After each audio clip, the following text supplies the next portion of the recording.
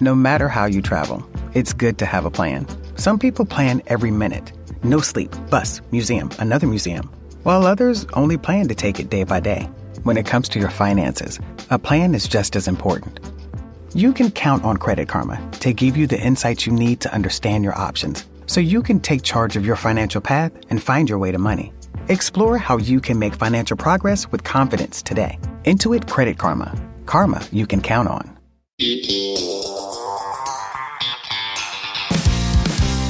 Hey everyone, welcome back to When Reality Hits with Jax and Brittany. It is just me today, everybody. So as I promised, I'm going to do a podcast dedicated to, people wanting some answers about men and dating and relationships and, well, this new word called situationships. That is a big, I think, Gen Z term used now because I've never heard of it. And I'm definitely not claiming to be some sort of relationship advice expert or really give any productive advice because we all know I think I'm the last person in the world that should be giving advice to anybody really about anything. But, I think I can help here with giving a little bit of, perspective where, some guys could be coming from and maybe giving you, why I did what I did and maybe the do's and don'ts, why do a lot of men say some of the things that they do? What their actions, may be telling you if you're dating somebody, what are the do's and the don'ts? What are the flags? Or maybe this won't help at all. Who knows, but I'm like, let's talk about it. As you know, I really don't have a filter with a lot of things. And, I'm going through something right now in my life. I'm battling with my mental health struggles and I'm, going through a pretty public divorce and, maybe somebody can, give me some input or maybe I can help somebody out. Who knows? So let's just try and let's give it a try. Why not, right? So, okay, here we go. So a lot of people wrote in with some great questions, but before I get into this, let's start off by listing some of these terms that I've been seeing all over social media, and I got to tell you, I've done them all, and I'm very embarrassed by it. I'm very ashamed by it, but I had no idea that there was actually terms about this. And, a lot of you have mentioned all these in your questions, and I kind of had to go back and look all this stuff up and be like, okay, holy hell, I do all these things. And it's like, I'm definitely not proud of it by any means. And I don't want anybody to think that I'm proud of it, but I'm definitely understanding why I've done a lot of these things. I literally didn't know that there was like things called breadcrumbing, gaslighting. What are some of the other words? Love bombing, benching. Benching is a new one that we'll get into that I literally just found out about this week. So, clearly any person doing these things listed below are not worth your time and have serious issues of their own. I've been honest that I've behaved in some of these ways, actually a lot of these ways before. And was I right? Absolutely not. So let's talk about it. Let's get into it. Let's figure out why, I do a lot of these things. Let's figure out why a lot of guys do a lot of these things. Let's figure out why a lot of your husbands or your boyfriends or the guy you're dating does a lot of these things. So let's get into it. Okay. So the first one, which is called breadcrumbing. So the definition, a manipulative tactic where someone gives another person just enough attention, affection, or time to keep them interested without intending to commit to a relationship. Showing interest in order to keep them interested, despite not actually having their intention for a real relationship with the person. The tactic can also be done in marriages too. So, okay. I'm very, very guilty of doing this, not only in my marriage, but I've done this, I think, in every relationship that I've had. Breadcrumbing to me is control. And even though I may not want to be in that relationship anymore, even though I think the relationship is pretty much done, I still want that control. I still want them on the end of the line, if that makes any sense. And I think a lot of guys are like that because, well, I think we're scared and we want, I think we're scared, but I know for me, it was the control. I want to know that for me, that woman is still there. Like, if things aren't going one way, I can always go back to that or, I just don't want to write it off. And it's such a terrible thing to do. Like, instead of just ending it and being like, this isn't working out or, I've decided I like somebody else or whatever it may be, we breadcrumb. We keep them there and we keep them interested. And I am 100% guilty of this. I'm not only guilty of this in my past dating, but I'm guilty of this in my marriage. And I'm still doing it to this day. That's the sad part, as I'm still freaking doing this now. And even though I know the definition and I know I've been told that I still do it. I'm not giving, I'll use my marriage, for example. I'm not giving Brittany the space that she needs. For me, it's a control thing. And I'm realizing that now, but it's also, I don't mean to do it. I really don't. I'm breadcrumbing, and it's a terrible trait. And for those of you going through a relationship breakup right now, or going through troubles in your relationship, and you're asking for space, you're saying, listen, so-and-so, I need a month to take a break. And this person is still texting you little things like that, like, oh, how's your day going? Even though you think you're doing the right thing, because in my brain, I'm thinking, okay, I'm reaching out because I just thought I'm being nice, or, it's a bad thing. And I'm like, why is this bad? Because you're breadcrumbing. So that's the definition of that. And if you're dating somebody who's doing that, you need to put an end to it. And if you're doing this to somebody, you need to put an end to it, because you're not helping them or yourself, even though you think you are. So examples of, I'm just to go back, and some of these examples of breadcrumbing is texting, DMing, saying things like, I can't wait to see you, but rarely following through, or at least non-consistently, essentially leaving the other person confused. God, I've done all these fucking things. Changing the subject when the conversation becomes serious. Yep, big guy. I do that too. Giving compliments one day and ignoring the person the next. I do all these things, and I honestly thought I was doing the right thing, and I'm literally damaging this person. So, why do we think men do this? Well, I'll tell you why I do this, because it's control. Again, I honestly thought I was doing the right thing. I that's the best way I can explain that one. I just thought I was just being nice, and I don't know. That's about as all I can say on that one. So here's the next one. Love bombing. Again, this is a new word for me. It's been around for a while. The definition of this is love bombing is an emotional manipulation technique that involves giving someone excessive compliments, attention, or affection to eventually control them. Kind of goes along with breadcrumbing a little bit, right? Because eventually we want to control them. There's that word again, control. Manipulation. I guess you can throw narcissism in there too. But I like giving people compliments. And again, people are saying you got to stop love bombing. And I'm like, why do I need to stop complimenting people? Like, why can't I just say something just to say something, because it's going to make that person's day better? And that's what I thought I was doing, with Brittany. Yes, we're going through divorce, but I thought, you know what, I'm still going to compliment her. I know she's going through a hard time. I know she's going through the divorce as well as me, but how is it going to ruin her day by me giving her a compliment? And well, now I'm knowing that it's love bombing, excessive compliments, wanting to spend all your time together, or needing to be constant communication throughout the day. Yes, I still do that to this day.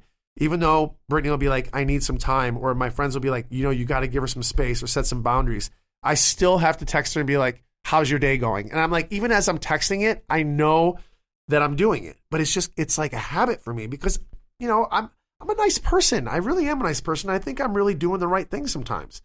More things. Early talks about your relationship, shopping together, and your future. My God, a lot of people do this when they're beginning dating. When they start dating, they start getting really into the relationship, and they start throwing things like, oh, can we move in together? Let's go. Yeah. Like shopping together, moving in too quickly. My God, every girlfriend I've had, I think they've moved in within the first month. Yeah, Brittany was no different. I think she moved in 4 weeks. So yeah, I've done all these things. And I think there's codependency there for me. I think that, I have a hard time being alone. I'm working on that now as we speak, enjoying being alone. But I think for me, it was, just not wanting to be alone, and, saying I love you very quickly. Oh, God, I think I did that too. Wanting to make things official straight away, Instagram official, Facebook official, whatever you guys call it nowadays. Making plans to move in together. Like I said, I've done that every time, which ultimately, results in love bomber, having second thoughts and wanting to pull away, or to end things abruptly after a few weeks or after an argument. Like for me, once I got the girl, for example, once I started dating, so this is, before Brittany, once I would date somebody, once I would hook them, and this is a terrible thing. And by the way, I'm not saying this was a cool thing to do by any means. I'm telling you, because this is what I did, and this is what got me in so much trouble with everybody. I would, literally love bomb the hell out of these girls the first week or two. And then once I got them, like I said, hook, line, and sinker, I would wait for something so petty, such as a little argument or not showing up for something, whatever it may be, something really petty. And then I would be like, I would ghost. I was out. I was kind of like the 3-week guy. Like I would fall in love with these people or make them fall in love with me within 3 weeks, and then I was gone. It was kind of the running joke, and it really wasn't a joke, but it was my friends would just make fun of me all about it, and I didn't think anything of it. I just thought this was my thing. I thought, okay, after 3 weeks, it's over, There's nothing more to chase. I would get it all so fast. And when I say get it all, this is, I don't know how I put this, without sounding disgusting, but, we would be romantic quickly. We would, the intimacy would happen fairly quickly. And if it didn't, then I would be gone. And, and once you're intimate in a relationship, it changes things, obviously. Whether they want to admit it or you want to admit it or don't want to admit it, obviously intimacy changes things. I guess people use the new word right now is catching feelings. It changes things. And then, especially for a woman, guys, when I used to do this, we just didn't think much of it. It was just somebody else we're dating, and then you'd hook up and that would be it. But, these women actually had feelings. They actually care about you. And like all these things that you're saying, they're believing. And I did all this stuff. So again, why do I think men do this? Again, I think, it's a control thing. It's a control thing. I hate to use the word game in a relationship because it's kind of disgusting that you use the word game in meeting somebody and screwing with their emotions. But I have to say, it was, in my younger days, it was a game. And it just sounds so disgusting to say out loud. If you've noticed your hair is shedding more than usual, it could have something to do with the tight braids or ponytails you were wearing over the last few months, or all the sun your hair was exposed to. This fall is the perfect time to add Nutrafol into your daily routine and improve your hair health. My hair is looking so much healthier and it is feeling amazing. It is so thick. It is so full. I'm seeing so much less shedding, and I'm going through so much stress right now. So I'm going to keep up with my Nutrafol. As you guys know, I've been using it for years and I really love it. I swear by it. A good hair day can change your entire day and make it so much better. Nutrafol is the #1 dermatologist recommended hair growth supplement brand, trusted by over 1 million people. See thicker, stronger, faster growing hair with less shedding in just 3 to 6 months with Nutrafol. Nutrafol supplements support healthy hair growth from within by targeting root causes of thinning, including stress, hormones, aging, nutrition, lifestyle, and metabolism. Purchase online, no prescription required. Get results you can run your fingers through. For a limited time, Nutrafol is offering our listeners $10 off your first month subscription and free shipping when you go to Nutrafol.com and enter the promo code RealityHits. Find out why over 4,500 healthcare professionals and stylists recommend Nutrafol for healthier hair. Nutrafol.com, spelled Nutrafol.com, promo code RealityHits. That's Nutrafol.com, promo code RealityHits. Let's discuss something we all care about. What's on your feet? And no, I'm not talking about those super cute, but actually torture chamber shoes. I'm talking about G-Defy shoes. The shoes your feet have literally been begging for. By the end of the day, we're all feeling a little broken down, like a reunion special, which is why G-Defy provides 2 free orthotics with every shoe and built-in lateral stabilizer that realigns your body. That's right, realigns your body. Sick of feeling your feet are taking more hits than a Watch What Happens live guest? G-Defy's patented Viral Shock technology absorbs all that shock and stress, so you don't have to. I've been using the G-Defy shoes a lot, especially on the treadmill. I get shin splints all the time, and these shoes have literally eliminated all my shin splints. And plus, with the orthotics, you feel like you're walking on air. Whether you're power walking to brunch or making a dramatic exit, these shoes have your back and feet. So guys, if you want these G-Defy shoes, use Reality Hits for $20 off orders of $100 or more at gdefy.com. That's Reality Hits for $20 off all orders of $100 or more at gdefy.com. That's GDEFY.com.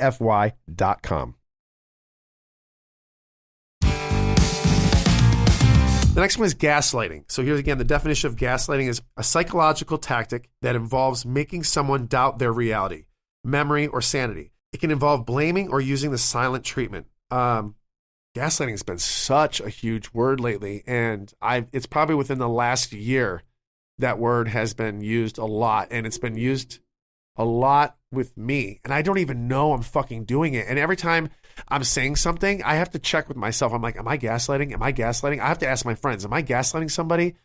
Because I've never heard of this term before, and I've been doing this shit for years. Why do men do this? I think, again, it is a psychological tactic for sure, because, once somebody, for me, once a girl, is I guess doubting things, or maybe like if you're in a relationship and they're getting mad at you and you're losing this is a good way to put it. If you're losing the control in the relationship, you want to make that person feel like they're an idiot. Their memory, their sanity, or blaming, or, because you're losing the control, because that girl or that guy is figuring you out. They're getting it, and they're thinking, wait, this is happening too quickly, such as like falling in love too quickly, or getting in a relationship quickly, and then they figure you out, and then you throw this gaslighting thing out there to make them think, okay, they're crazy for figuring you out. Like, how could they think like this? So again, this is another thing that I used to do. And why do men do this? Well, I kind of just said it, because when girls do figure you out, you got to gaslight them. You got to make them feel stupid, or you're going to lose them. And yeah, it's a terrible, these are all such terrible, terrible things, and I've done all of them. So the next one here is called benching. I've never heard of this one before. I'm just going to say that I've never heard of it.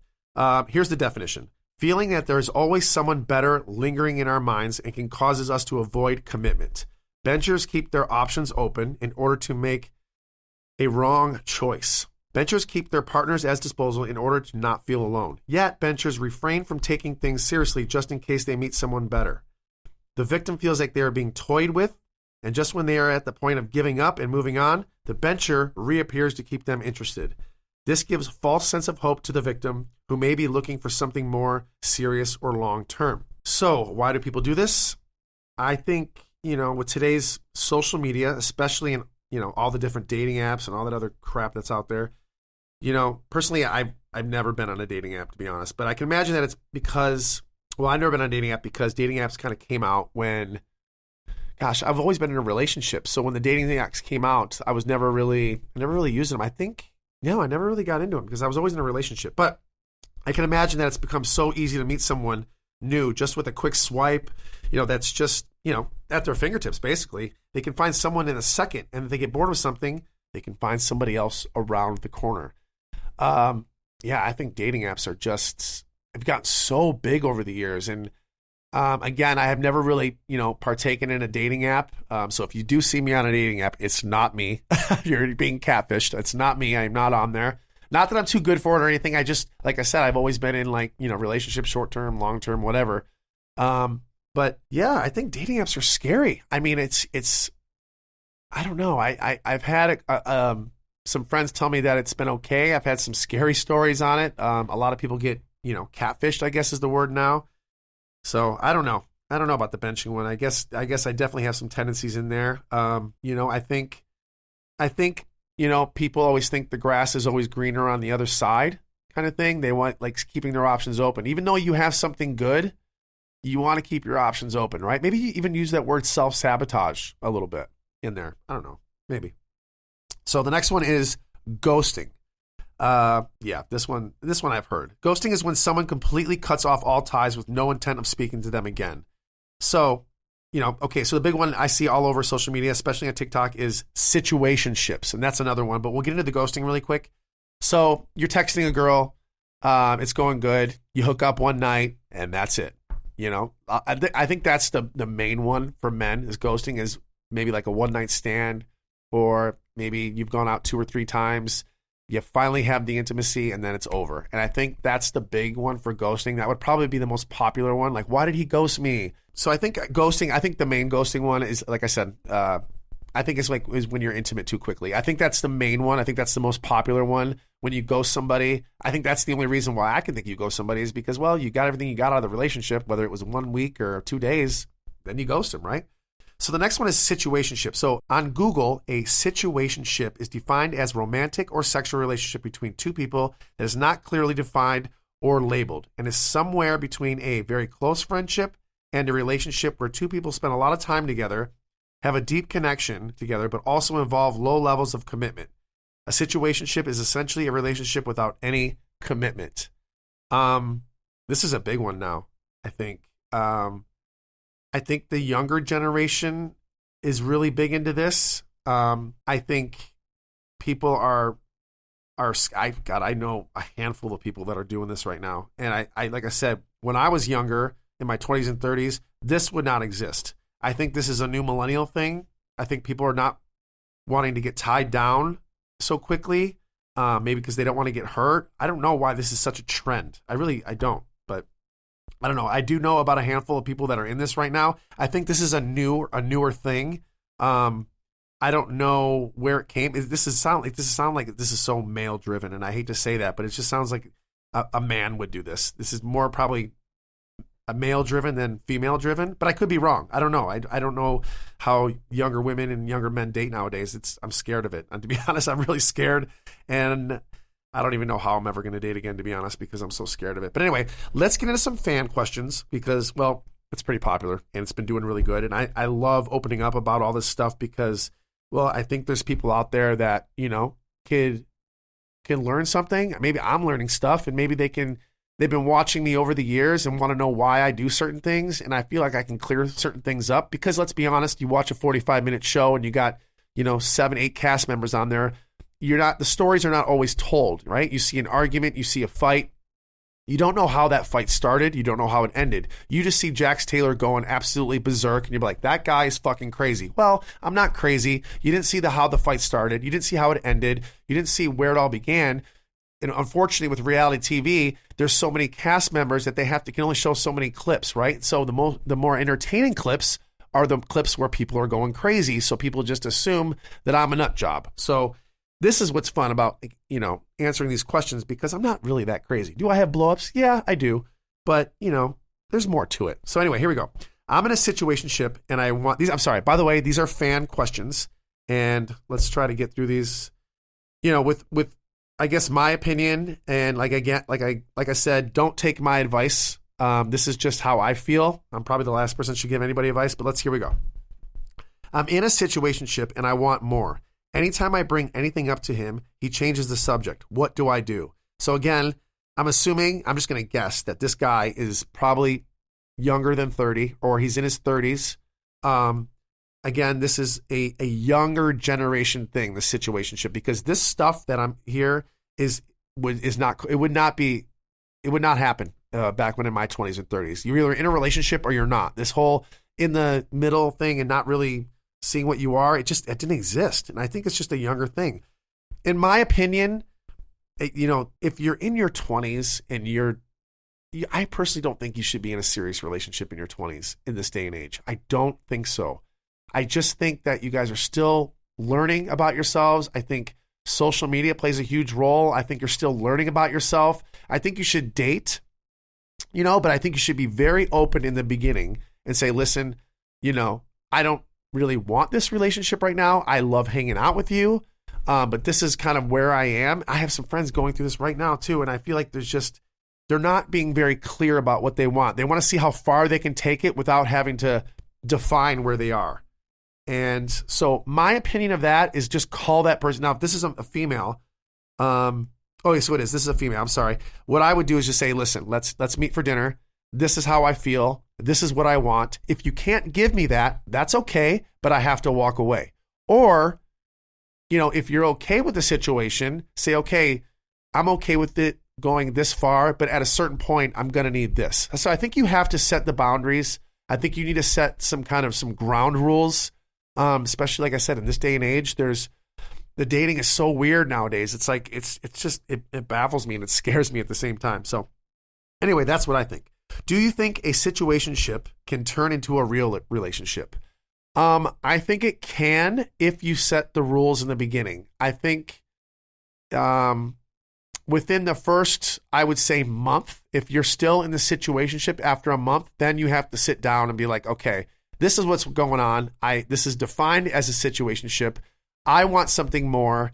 I can't continue this going on any further until you give me what I need. And if you can't, that's okay, but I'm going to have to walk away. I think you just need to set the boundaries. And I think you need to define what you're going through and not be scared about talking about it. I think a lot of men and women are both scared. I think they like what's going on. They don't want to disrupt it and they want to keep it going. But at the end of the day, it's in the back of their mind. They just don't want to bring it up, but they don't want to fuck up everything that's going on right now. So it's kind of it's a tough thing to do because you bring it up and then you might scare the guy or girl and then they're like, well, I better bounce because, well, the time's up and now they want a definition of what this is. So that's my thinking on that one. When Reality Hits is brought to you by Progressive Insurance. Most of you listening right now are probably multitasking. Yep, while you're listening to us talk, you're probably also driving, cleaning, exercising, or maybe even grocery shopping. But if you're not in some kind of moving vehicle, there's something else you can be doing right now. Getting an auto quote from Progressive Insurance. It's easy and you can save money by doing it right from your phone. Drivers who save by switching to Progressive save nearly $750 on average, and auto customers qualify for an average of 7 discounts. Discounts for having multiple vehicles on your policy, being a homeowner, and more. So just like your favorite podcast, Progressive will be with you 24/7, 365 days a year, so you're protected no matter what. Multitask right now. Quote your car insurance at Progressive.com to join the over 28 million drivers who trust Progressive. Progressive Casualty Insurance Company and affiliates. National average 12-month savings of $744 by new customers surveyed who saved with Progressive between June 2022 and May 2023. Potential savings will vary. Discounts not available in all states and situations. Having obsessive crushes that don't like you back. How to move on. Having obsessive crushes that don't like you back. You got to move on. I especially if the person knows and they're not doing anything about it. I think you're just torturing yourself. I think, especially if the person knows and you're really obvious about it, then it gets to the point where you get embarrassed and that person probably gets embarrassed. And especially if you have the same group of friends, I think, if they don't show interest, and if you're not fully honest, if you're fully honest with it and they don't show interest, you got to move on.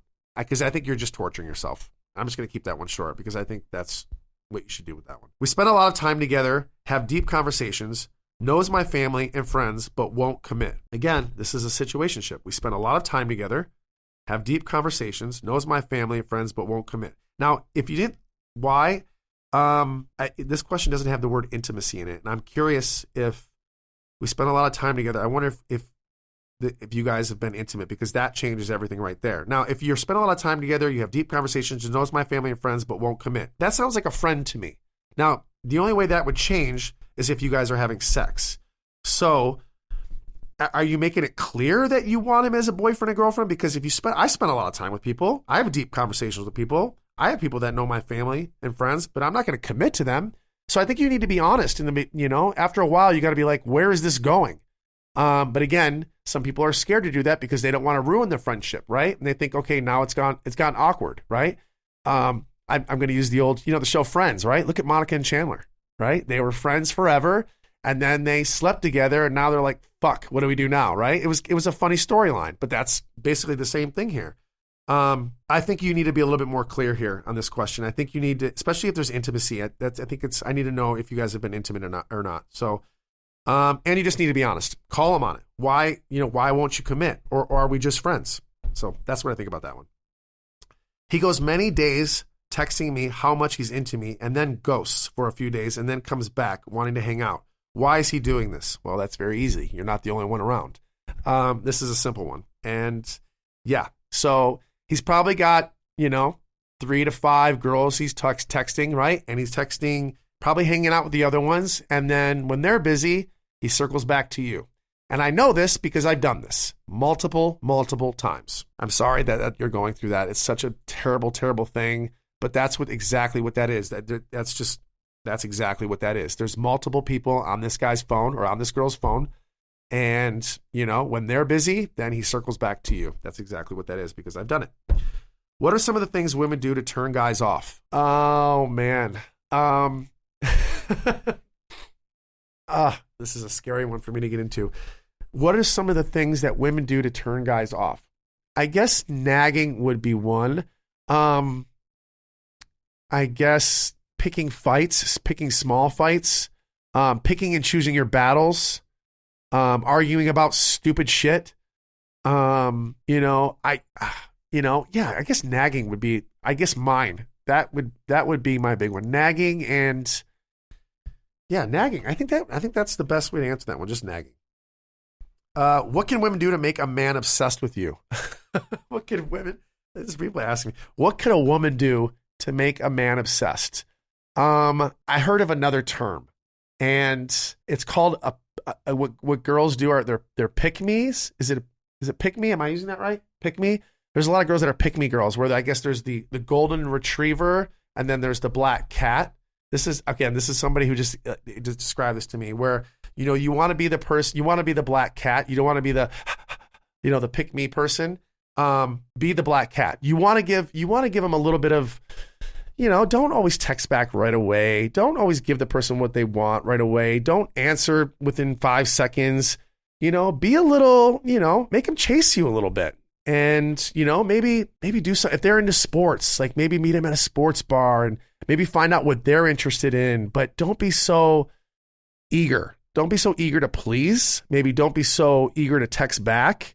Play it cool. Just basically don't give up what do they say? Don't give up the farm, or what am I trying to say? Don't give up the farm so quickly, or don't, but you know what I'm saying? Like, be a little hard to get, be a little, I guess that would work for me. And this is, again, a lot of these, what would work for me is if I'm into a girl and I text her and then I don't hear from her for a couple days. And then she's kind of just like, hey, and very like just short, and just don't be so overly aggressive, and just kind of do a little cat and mouse game. I know that's games, and I know a lot of people don't like games, but if you want a guy to like pursue you, you gotta be you gotta play that game, a little cat and mouse, I guess, if you're trying to get somebody to pursue you, and don't just give it up so fast.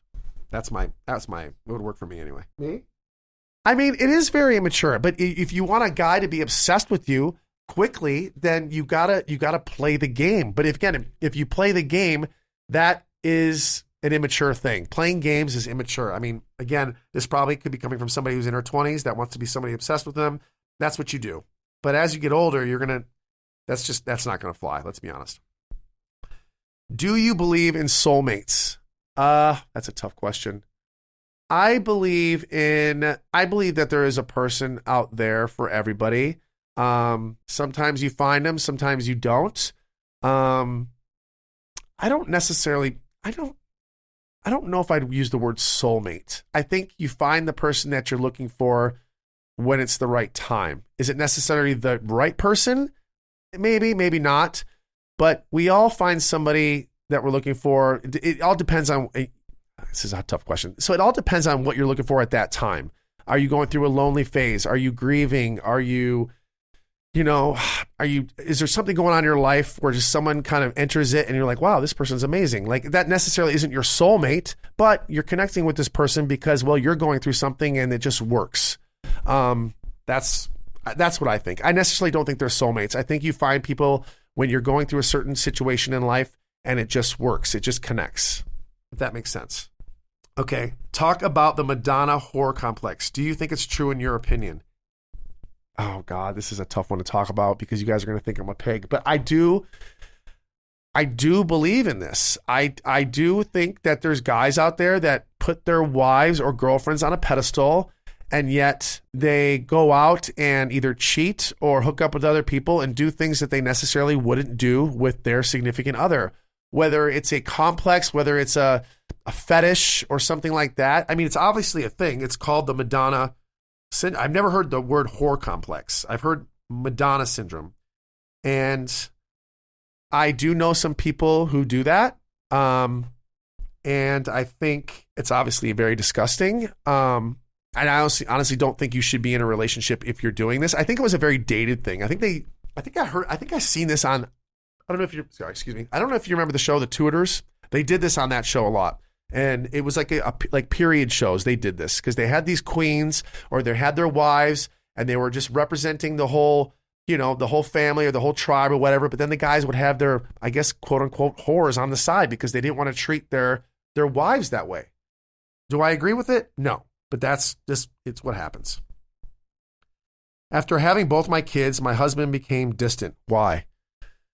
This is another tough one because this is kind of what happened between Brittany and I. And I'm going to tell you why this happened. You have kids, and now all of a sudden your husband or your wife is not your main priority. And you start putting your relationship on the back burner. And this is exactly what I did. I didn't go on date nights anymore. We didn't discuss our relationship anymore. The only thing we cared about, the only thing we talked about was our son.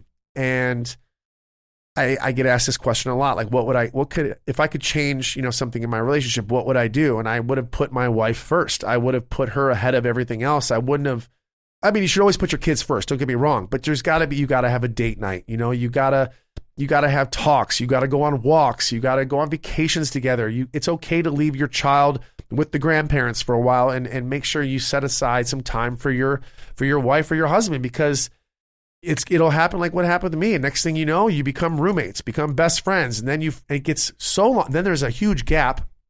For instance, maybe you're not intimate anymore. Maybe you don't go on dates anymore. And then all of a sudden weeks go by, months go by. And then things start to get weird, because then you're like, oh my God, we haven't slept together. We haven't been intimate in like weeks and months. And then how do we do it? How do we get back into it? And then it becomes weird. And then next thing you know, you're like, what the hell happened to our relationship? Because you didn't put your relationship first when you had these kids. That's what happened. And this happens a lot. I know a bunch of guys that are going through this, and it's because they didn't put their wives or their husbands first. They didn't, set aside date nights. And you're trying to be a good parent, and you want to put your kids first, and you want to put their priorities first. And especially if you have multiple kids, you're tired, right? You don't feel sexy anymore. Now you're a parent, and you just don't feel like that person exists anymore. And that's a shame, because you should keep that. You have to work on that. It's a lot of work. And I know a lot of guys that are going through that right now, that they have to put and women, you have to work at it. You have to go to therapy. You have to find that spark again, because kids, unfortunately, take it away. All right. If a man is cheated, will he always cheat? And will he cheat again? Unfortunately, we all know I have cheated before. But I will tell you, I have never cheated on my wife. Did I cheat on Brittany before we were married? Yes, I think we all know that. Did I cheat while I was married? Absolutely not. No, I never did that. I think, they always say once a cheater, always a cheater, right? I think if you cheated, I don't think you should be in a relationship. I think if you've done that, I don't think relationships are for you. I don't think that person was right for you. If you're cheating, then you're obviously looking for something else, or you're not happy. And it's a lot easier said than done. You should obviously just leave the relationship. I don't know what the thrill is of. Now, okay, for me, I'll give you an example, and I'll say, for me, why I did what I wasn't getting what I needed out of the relationship. And instead of going to that girl and saying, listen, I'm not getting A, B, and C, I was like, you know what, let's do this and see what happens. Now, did I necessarily like the person I was cheating on? No, I wasn't, but I was looking for attention, and I wasn't getting the attention I needed. And I'm sure she wasn't getting the attention she needed, but we didn't know this. And I was like, somebody else is giving me a little bit of attention, and maybe the intimacy was kind of falling off a little bit. So you want to keep the girlfriend because you love her, and or your wife or whatever. But, maybe it's slacking in certain departments, and usually it slacks in the intimacy. That's usually where it starts slacking, right? So you go somewhere else and you get what you need, and then you go back. Again, this is it goes along with the Madonna thing a little bit. You want to be with that person. That's your queen, that's your wife, that's your husband, whatever, but it's slacking in a certain department, so we go seek it elsewhere. Do all men wish they had a hall pass, or can most be genuinely happy and faithful?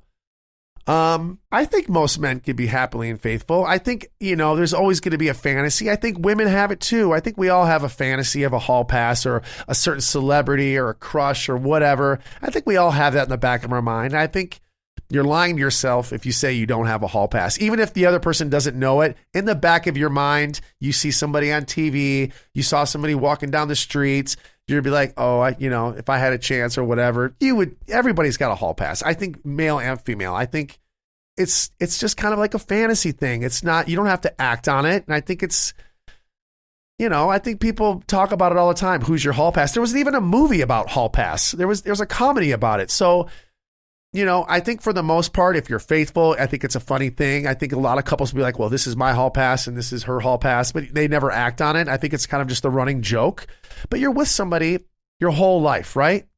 And I think it's natural to be like, well, if I could go away for a week, this is who it would be. And Brittany and I had hall passes. We did. Obviously, we never acted on them, but we did because it was funny. It was a celebrity. Who's your celebrity crush or who's your hall pass? I honestly don't think there's anything wrong with it as long as you don't act on it. I mean, I honestly don't know anybody who doesn't have a hall pass. I really, really don't. Male or female. I think it's kind of like the running joke with everybody. When you gaslight, is there something within you that knows that you're doing it? No. For me, this is a personal question to me. I didn't know I was gaslighting. Again, I just learned what this word gaslight meant, I think, this year. This year, it became a really popular word. I want to say TikTok, social media, Instagram, I think within the last, I want to say year and a half, for me anyway. I just started learning about this word. Now, I've been doing gaslighting for years, and I had no idea when I was doing it. And I wasn't doing it maliciously. It was just like a habit. I was just kind of just doing it, and I'm like, holy shit, I'm gaslighting. This is a big thing. And now I'm being called on it when I'm doing it. In fact, now I'll have conversations with Brittany or I'll have conversations with other people and I'll be mid-conversation and I'll have to turn to my friend and be like, am I gaslighting right now? Is this what gaslighting is? And some people will be like, well, you're good. You're getting there. Or yeah, you are. And I have to stop myself because I'm just automatically doing it without even thinking. And that's terrible. That is absolutely terrible way of doing things. And I'm so sorry that I've done that to all my girlfriends in the past. And I don't even mean to do it. It was just something I did. And now that there's a term for it, I'm sorry. I'm sorry. Any ex-girlfriends of mine that are listening to this, I apologize for ever gaslighting. Terrible, terrible thing to do. So the last question comes from another fan. Says, I am recently going through a divorce. When is it appropriate to start dating again? That's a tough one because I'm actually going through the same thing. The right way to do it would probably, be after you sign the papers. I think it would be okay to start again as soon as, you sign the papers and it's official. I think that would be an okay time to start entertaining dating again. I think that would be the right time. So anyway, thank you guys so much for listening. I love doing these questions with you all. And I kind of like calling this like in the mind of a man. Maybe we'll figure something out like that. I don't know. Maybe we'll figure out some kind of title that we can call something like this, a little segment. Again, these are all, don't take any of my advice. These are just questions that you guys are getting from me. And I really, really appreciate it. I love talking to you guys so much. Again, have a great week. Thanks for listening. We'll talk to you later and we'll see you next week.